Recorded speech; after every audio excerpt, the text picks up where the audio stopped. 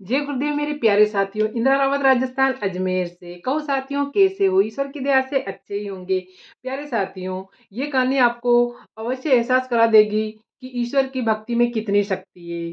तो प्यारे साथियों, एक बार एक शोभा नाम की औरत थी जो कि थोड़ी पैसे वाली थी, और उसकी एक बड़ी बहन थी जो कि वृंदावन में रहती थी। लेकिन वो थोड़ी से गरीब किस्म की थी, लेकिन वो दिल की बहुत अमीर थी।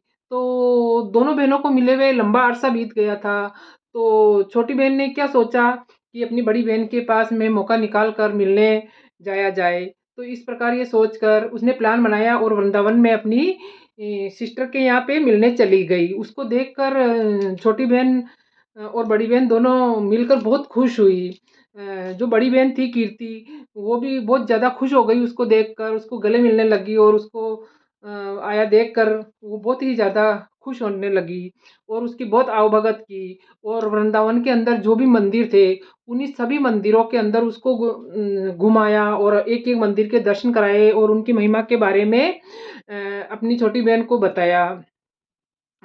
लेकिन जो शोभा थी, उसके हर घर की हर चीज़ों के अंदर और हर बात के अंदर मेन नेन मीन मैक्स निकालने लगी और कहने लगी कि ये ऐसा है, ये वैसा है। मतलब उनकी बातों से उसको ऐसा लग रहा था कि उसको थोड़ा-सा पैसों का घमंड था। लेकिन जो बड़ी बहन थी उसको इस चीज़ से कोई फ़र्क नहीं पड़ रहा था। वो तो बस अपनी बहन को आया देखकर बहुत खुश थी और उसकी बातों का कोई जवाब भी नहीं देती थी। और वो ईश्वर की भक्ति में बराबर लीन रहती थी। टाइम-टाइम पर हर जैसे ही उसका टाइम होता वो मालिक की भक्ति करने बैठ जाती थी और ईश्वर को पल-पल ईश्वर को धन्यवाद दिया करती थी। और उसका और उसका हस्बैंड का मिट्टी के घड़े बनाने का वहाँ पर काम था और यही काम करके वो अपना गुज़ारा चलाती थी। इस प्रकार काफ़ी दिन बीत गए। तो फिर छोटी बहन ने बोला कि काफ़ी दिन हो गए हैं, अब मुझे चलना चाहिए क्योंकि मैं घर पर पति और बच्चों को छोड़ के आई हूँ। तो छोटी बहन ने जब ऐसा बोला तो बड़ी बहन ने बोला कि थोड़े दिन और रुक जाओ, लेकिन उसने बोला कि काफ़ी दिन हो गए हैं, अब जाना पड़ेगा।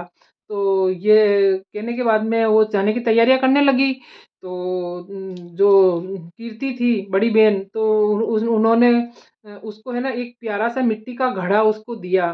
तो ये देखकर शोभा के मन में बहुत बड़ा अचंभा हुआ कि ये मुझे क्या दे रही है? क्या इसके पास में अपनी बहन को देने के लिए कुछ बढ़िया उपहार नहीं मिला था क्या?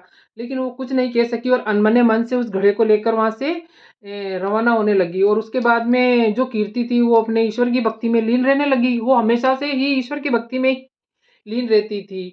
उसको किसी चीज़ से कोई मतलब नहीं था। वो जो कुछ भी होता था उसके अंदर अपना घर गुज़ारा चलाती और ईश्वर को धन्यवाद देती और इसी प्रकार उसका दिन बीत रहा था। और इधर जब शोभा अपने ससुराल के लिए रवाना हुई तो वो रास्ते भर में सोचती रही कि मैं अपनी सास को और अपने पति को क्या बोलूँगी कि बड़ी बहन ने मुझे क्या उपहार दिया है। क्योंकि उसकी स्थिति भी इतनी अच्छी नहीं थी छोटी बहन की कि उसको कुछ बड़ा उपहार देती। तो उसने क्या सोचा कि मैं घड़ा को तो रख दूँगी और कुछ दूसरी चीज़ों के बारे में बोल दूँगी कि मेरे को ये चीज़ें दी है। तो इस प्रकार वो घर पे पहुँची और उसने घड़े को अपनी स्टोर रूम था उसके ऊपर उस घड़े को रख दिया और अपना काम करने लगी।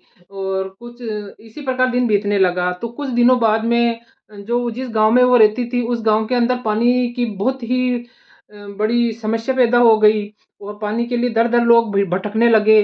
तो पास में एक कुआँ था, तो वहाँ से पानी भर के लाना पड़ा। तो वो वहाँ पे पानी लेने जैसे ही गई, तो उसके पास में जो घड़ा था, वो घड़ा किसी की टक्कर लगने से वो टूट गया और वो बहुत परेशान हुई। तो वो उसको एकदम याद आया कि मेरी बड़ी बहन ने मुझे घड़ा दिया था, तो मैं वो घड़ा लेके आती हूँ।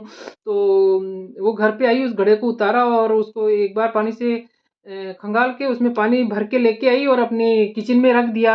और जैसे ही उसने घड़ा रखा, थोड़ी देर बाद में उसका पति खेत से काम करते हुए घर पे आया, तो उसने बोला कि बहुत प्यास लगी है, पानी पिलाओ।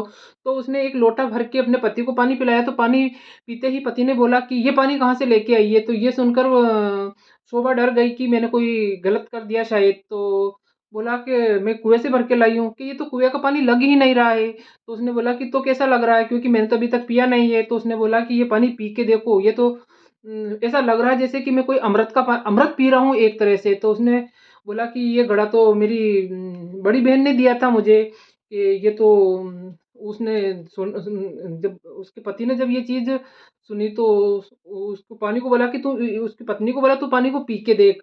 तो उसने भी पानी पी के देखा तो उसके अंदर पूर्ण संतुष्टि थी।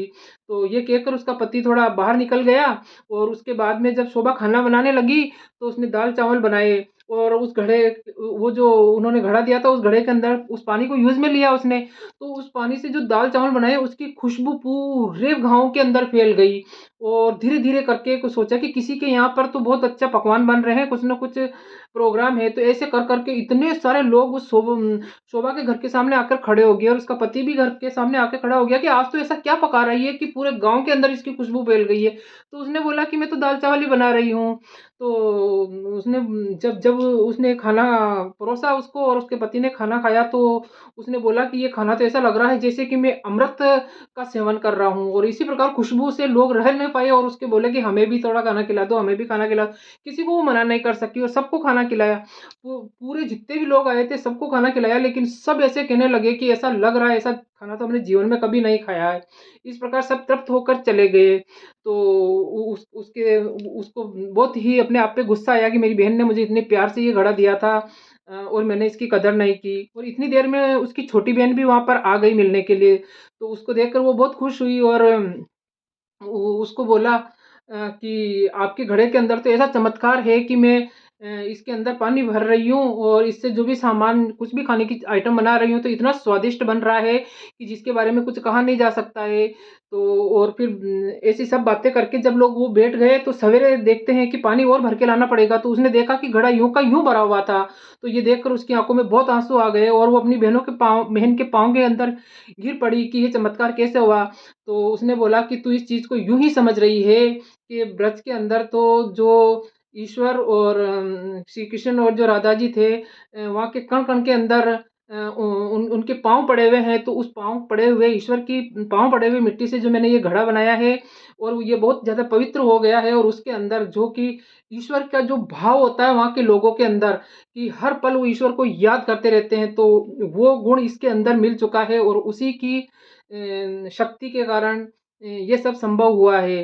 तो ये होता है ईश्वर को याद करने का फल और ईश्वर को याद करने के बाद में कोई भी चीज़ बनाई जाए तो ये साक्षात हो सकता है। ऐसा नहीं है कि ये पहले के ज़माने में होता था या अब नहीं हो सकता है। आज भी हम ईश्वर को याद करके कुछ भी काम करेंगे, अगर अपन ईश्वर को याद करते-करते खाना भी बनाएँगे तो वो खाना ही प्रसाद बन जाता है और वो खाना जो-जो भी इंसान खाता है, उसके अंदर जब वो खाना जाता है तो उसकी वो जो अंदर की फीलिंग होती है, जो बोलने की और जो कुछ भी वो होती है वो सारी ईश्वरमय हो जाती है। तो इस प्रकार ईश्वर को याद करने के बहुत बड़े चमत्कार होते हैं और अगर आप नहीं पता हो तो एक बार आप खाना बनाते-बनाते कुछ टाइम के लिए ईश्वर को याद करते-करते खाना बनाइए, वास्तव में वो प्रसाद होगी और प्रसाद का क्या असर होता है ये तो आप सभी को और हम सभी को मालूम है।